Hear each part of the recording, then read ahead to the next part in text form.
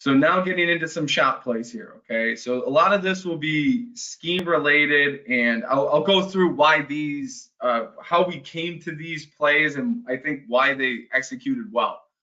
Now here, we have unbalanced. So this guy and this guy are on the line of scrimmage. I know you can't see the line of scrimmage, but they're on it.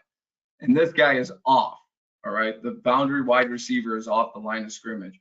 We're going to send the boundary wide receiver in motion.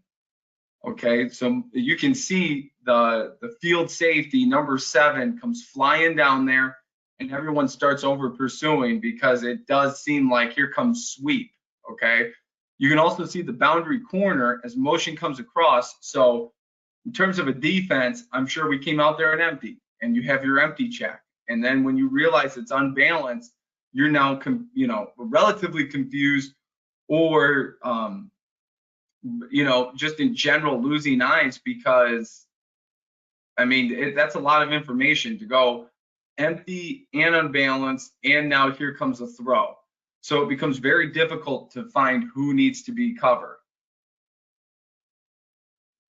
And that goes to our boy, number 1, Marcus Taylor, who is an absolute stud, and nobody around for him to score a touchdown. Now, if we back this up, okay, one of the luxuries we had was we played these guys earlier on in the season, and I think we ran an unbalanced sweep in that game.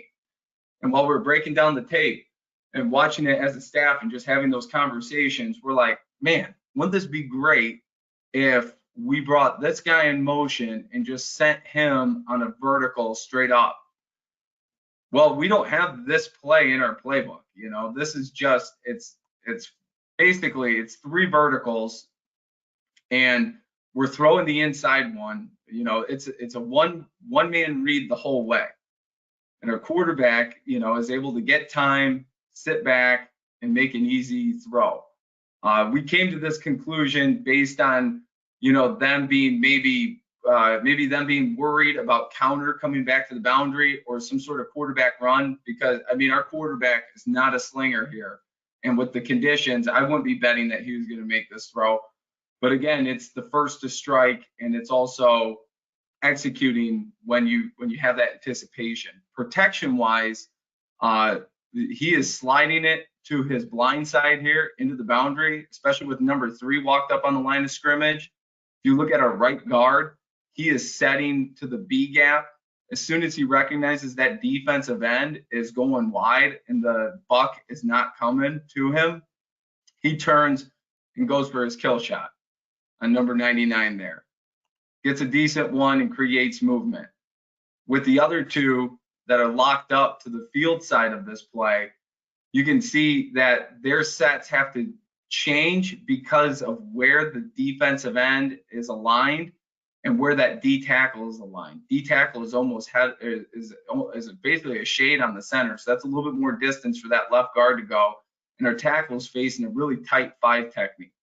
They both do a great job of getting inside leverage, anchoring the feet down, and heels in the dirt. We talked about the foot triangle earlier.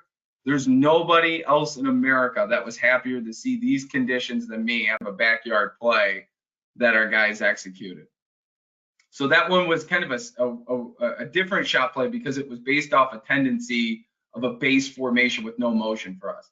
If we were doing that and we mesh like that, it's probably going to be zone read, as you saw how many times we're quarterback run. And so the wheel route should have been open, but it's a good player making a good play. So setting up and creating these kind of things. So here's a concept that we have that we run double post. I think a lot of teams run double post, and we run it too. And we do run it out of this condensed formation, but we really hadn't done it a whole lot this year. So this is the first play of the game. We're going to take a shot. First play of the game. We're in, we're on our side of the 50. We're driving in right now, and bringing, so a condensed formation, and now we're bringing motion. So on the motion here, why this is a really cool shot play is we do a lot of power read. So now we have 2 guys in the backfield that are going flat towards the sideline. Our running back and our slot receiver. Okay. So right now you should, these guys are probably thinking, here comes, and I know we're almost in the dead middle of the field, but I want to say that we're closer to the left hash. So FIB, and now we're bringing two dudes in motion across, where you would be thinking, here comes power read, and being able to set up and make a good throw, a good catch, and a touchdown. From the tight copy here, all right, protection-wise, let me get the other one.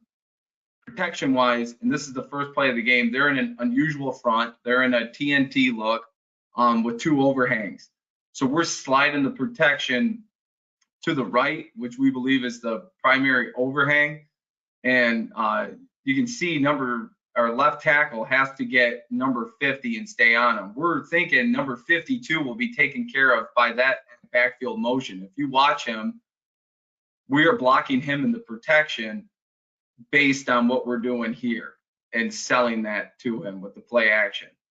And even though he's unblocked, this is, almost a one-man read in a shot play. So our quarterback knows pre-snap, he's got 1 to 2, and then, bite it and throw or take off and go if he's got it. He does take a hit on this, but it's just enough, shot play wise. And that's